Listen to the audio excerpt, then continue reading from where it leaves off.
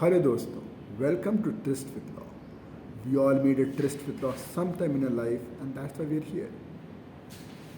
दोस्तों आज हम आर्बिट्रेशन एक्ट की जर्नी में 2015 अमेंडमेंट देखते हैं which is a landmark amendment. It's a watershed क्योंकि वो उस पूरे जर्नी में ऑल्दो 2015 के बाद 2019 आया, फिर 2021 अमेंडमेंट आया, but 15 amendment holds place. It's an important amendment. अच्छा दोस्तों, at the outset let me just say कि जब आप बेयर एक्ट में देखेंगे तो किसी भी सब नोट में जब आप देखेंगे जो भी अमेंडमेंट्स आए तो उसमें लिखा रहता है Act 3 of 2016 and in bracket it says with effect from 23/10/2015. So actually this amendment was brought about by way of an ordinance. This ordinance was promulgated on 23rd October 2015. But obviously as required by Article 123, every ordinance has to be replaced by a parliamentary act within 6 weeks. 23rd October से अगर आप 6 weeks लेंगे तो कहीं दिसंबर में ख़त्म हो रहा होगा. तो parliament in its winter session pass this act. And this act received presidential assent and finally came into force in 2016. इसलिए कहते हैं Act 3 of 2016. With this information, we are all set to go. So let us start. तो सबसे पहले हम देखेंगे यहाँ पे interim measures. तो सेक्शन 9 में interim measures की बात होती है. तो जो interim measures है वो जनरली डोमेस्टिक आर्बिट्रेशन के लिए माने जाते थे. But 2015 amendment said section 9, section 27, clause E of subsection 1 of section and subsection 3 of section 37 ये सब इंटरनेशनल कमर्शियल आर्बिट्रेशन के लिए भी अप्लाई होंगे. इसका मतलब क्या हुआ, अगर हमारे इंटरनेशनल कमर्शियल आर्बिट्रेशन है तो और उसकी सीट इंडिया में नहीं है, सीट इज़ द प्लेस जहाँ की लॉ से वो गवर्न होता है. तो even if it seat is not in India, still I can approach an Indian court and seek interim measure. इसका सिग्निफिकेंस मैं एक एग्जांपल के थ्रू समझाता हूँ. तो सपोज लेट से मैं किसी फॉरेन कंपनी के साथ मैंने बिजनेस किया और आर्बिट्रेशन की सीट लेट से सिंगापुर है. अब the parties invoked the arbitration clause, मुझे सिंगापुर जाना है, but there might be a property in India और वो जो दूसरी पार्टी है वो इसको बेच रही है. तो मैं अब सिंगापुर जाकर इंटरिम मेजर लूँ, उससे बढ़िया मेरे लिए कन्वीनियंट है क्योंकि I want interim measure because there is an imminent danger. तो मैं यहीं पे हाई कोर्ट या सुप्रीम कोर्ट को अप्रोच करूँगा और बोलूँगा कि भैया प्लीज़ इंटरिम मेजर ग्रांट कीजिए. तो it's a good gesture by the parliament in line of arbitration. इसके बाद दूसरी बात आती है कि पहले इंटरिम मेजर सिर्फ कोर्ट देता था, लेकिन अब कहा है कि court interim measure will grant only till the constitution of arbitral tribunal. Once the arbitral tribunal is constituted तो आप इंटरिम मेजर के लिए भी ट्राइब्यूनल के पास जाइए अंडर सेक्शन 17. कोर्ट सेक्शन 9 में देता है और आर्बिट्रल ट्राइब्यूनल सिमिलर ग्राउंड के बेसिस पे सेक्शन 17 में देते हैं. And it is quite logical also. अब इंटरिम ट्राइब्यूनल, अब ट्राइब्यूनल तो कॉन्स्टिट्यूट हो ही गया तो उससे इंटरिम मेजर लो. तीसरी बात ये कहता है कि जैसे पहले सेक्शन 17 में अगर आप कोई मेजर ले भी लें तो इट लैक्ड इन्फोर्सिबिलिटी. वो कहते हैं ना कि इट हैड जैसे कहा जाता है, it's a phrase use that it lacked the tooth to bite. तो नाउ जैसे एक सुंदरम फाइनेंस केस में सुप्रीम कोर्ट ने कहा भी था कि इन्फोर्सिबिलिटी नहीं है, तो वो लैक्यूना हटा दी गई. Now it's order of the arbitral tribunal is enforceable as an order of the civil code. तो इसलिए अब नाउ इट इज़ इन्फोर्सिबल. तो ये अब now we come to second heading जो कि स्ट्रिक्ट टाइमलाइन. तो पहला टाइमलाइन इस बेसिस पे है कि अगर सेक्शन 9 में इंटरिम मेजर ले रहे हैं तो विद इन 90 डेज हमें ट्राइब्यूनल कॉन्स्टिट्यूट करना पड़ेगा. इसका भी सिग्निफिकेंट एग्जांपल के थ्रू दिखाता हूँ. तो लेट से आप और मैंने हमारे बीच में एक बिजनेस है और हम आर्बिट्रेशन के लिए गए. सपोज मैंने इंटरिम मेजर ले लिया कोर्ट से. कोर्ट इंटरिम मेजर देकर फंक्टस ऑफिशियो हो जाएगा. कोर्ट ने सपोज इंजंक्शन लगा दी और मेरे फेवर में इंजंक्शन तभी मैंने अप्रोच किया था.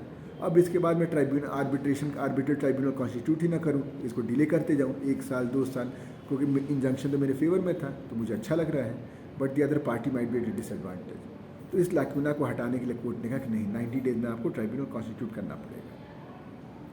उसके बाद दूसरा, एक पहले जो अवार्ड जो था arbitral award could be set aside. मतलब सेक्शन 34 में आप कभी भी अप्रोच कर सकते थे to set aside an award. Court कहता है, अब अमेंडमेंट कहता है कि no, just within 1 year from the passing of the award. उसके बाद तीसरा टाइमलाइन सेक्शन 29 ये कहता है कि ट्राइब्यूनल कॉन्स्टिट्यूट होने के 1 साल के भीतर which can be extended by 6 month by agreement of the parties and further extended by the court order.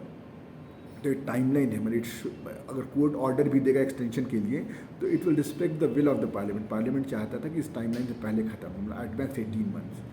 तो इसने एक timeline the from the constitution of the tribunal. वैसे 2019 अमेंडमेंट में इसको चेंज किया गया, वो हम तब देखेंगे.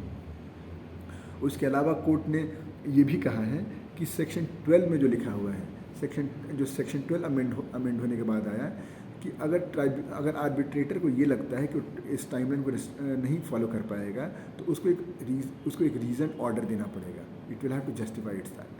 उसी तरह सेक्शन 24 में दिया गया है कि अगर आप एक बिना मतलब के एडजर्नमेंट मांग रहे हैं तो ट्राइब्यूनल आप पे एग्जेम्पलरी कॉस्ट लगाएगा। So all this goes on to show कि the parliament is cognizant of the fact कि आर्बिट्रेशन स्ट्रिक्ट टाइमलाइन में पूरा होना चाहिए। That goes in favour of ease of doing business.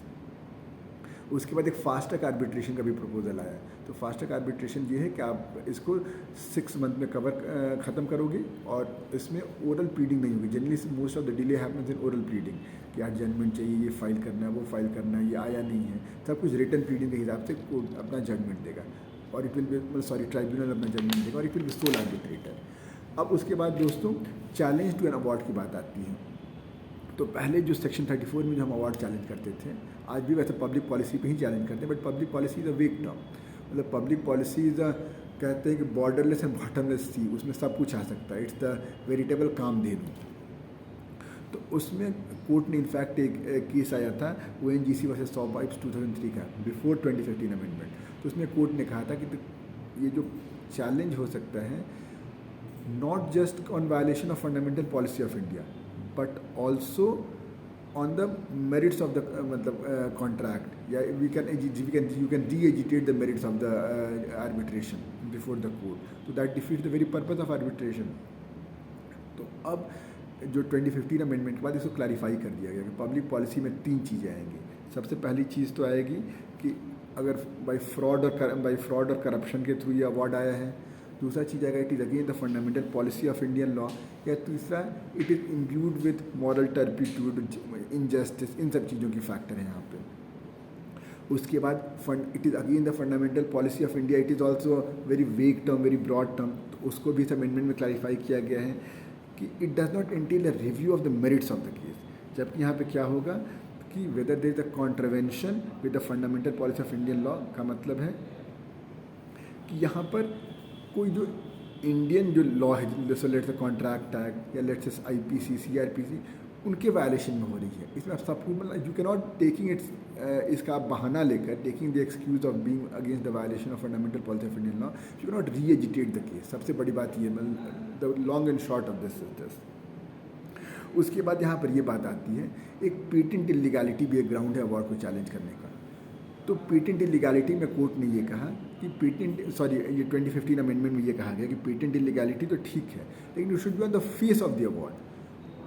और इसमें से वो सब चीज़ें नहीं हैं। ये तो या तो it is the erroneous application of law या it is the reappreciation of evidence. हम किसी और कंक्लूजन पे पहुंच सकते हैं। तो दोस्तों एग्जाम्पल के थ्रू मैं आपको ये समझाता हूँ। तो लेट से कोई लॉ है कि हमें पेटेंट इलीगैलिटी का मतलब ये हुआ कि सपोज कोई कॉन्ट्रैक्ट है which is against public policy और उसके बेसिस पर आर्बिट्रेशन आ गया। तो it is patent illegality on the face of the award. But अब इसका दूसरा एग्जांपल क्या हो सकता है जो जिस केस में एरोनियस एप्लीकेशन ऑफ लॉ है। तो इसका एग्जांपल ये हुआ कि लेट से कॉन्ट्रैक्ट, लेट से उस आर्बिट्रेशन जो क्लॉज था उसमें वेन्यू की बात की गई थी, सीट की बात नहीं की गई थी। और तो सीट के बेसिस पे कोर्ट का judgment different. Although right now the court ने क्लैरिफाई कर दिया है कि अगर सीट की बात नहीं हुई है तो venue will itself be seat. एक RF नरीमन का जजमेंट है, लेकिन before that judgement it was an open topic. तो it will be erroneous application of law कि कोई सीट को कुछ और मान रहा है based on the argument of the advocates on both sides. उसी तरह जो दूसरा पॉइंट है कि री-एप्रिसिएशन ऑफ एविडेंस, तो it is again merits of the case. अगर एविडेंस को दोबारा री-एप्रिशिएट करेंगे तो एक evidence on the same evidence one जज might reach another conclusion, one arbitrator might reach one conclusion, the other might reach other conclusion. तो reappreciation of evidence के basis पे आप चैलेंज नहीं कर सकते हैं, कोई और कंक्लूजन आता है। और फिर एक और जो अच्छा इसमें आया था 2015 अमेंडमेंट में, एक और जो नई चीज़ इंट्रोड्यूस हुई वो तो that was stay on enforcement of an award. तो पहले जो सेक्शन 34 आप सब लेट से मैं और आप में बीच में कोई आर्बिट्रेशन चल रहा है, आपके फेवर में आर्बिट्रल अवार्ड आया, आप उसको इन्फोर्स कराना चाहते हो। मैं सेक्शन 34 में file a petition to set aside the award. By virtue of filing the section 34 petition per se execution petition under section 36 stay हो जाती थी। लेकिन कोर्ट ने कहा अब ऐसा नहीं होगा, अब आपको ऑर्डर स्पेसिफिक लाना पड़ेगा। आइदर फ्रॉम सेक्शन 34 वाले कोर्ट से या सेक्शन 36 वाले कोर्ट से कि एग्जीक्यूशन स्टे हो रहा है। This is in line with CPC में भी ऑर्डर 43 में ऐसी ही बात की गई है कि अपील फाइल करने का मतलब ये नहीं होता है, सॉरी ऑर्डर 21 में एग्जीक्यूशन वाले ऑर्डर में, कि अपील फाइल करने से पर से एग्जीक्यूशन स्टे नहीं होगा, आपको ऑर्डर लाने पड़ेंगे। उसके बाद आते हैं impartiality of the arbitrator ensure हुए हैं कैसे, तो सेक्शन 12 में पहले से ऐसे बातें लिखी हुई थी कि आपको इम्पार्शियल रहना आर्बिट्रेटर को, और ही should not be bias to any party. लेकिन शेड्यूल 5 इंसर्ट हुआ जिसमें स्पेसिफिक क्लॉजेज दिए गए हैं, और उन clauses on the touchstone of those clauses ये वेरीफाई किया जाएगा कि कोई arbitrator whether he can be partial, biased और नो। फाइनली कमिंग टू, अब बस कुछ कंक्लूड करते हैं। आर्बिट्रेशन फ़ी की बात शेड्यूल 4 इंसर्ट हुआ था जिसमें मॉडल फ़ी दी गई हैं डोमेस्टिक आर्बिट्रेशन के लिए, तो इसलिए अब आर्बिट्रेटरी फ़ी चार्ज नहीं हो सकता है।